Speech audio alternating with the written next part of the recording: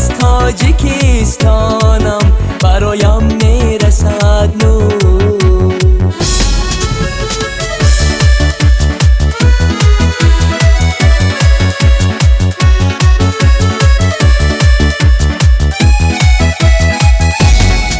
میجوشم وقتی خود را در روی عالم، خدایا راهی بختم شد چرا از من دور.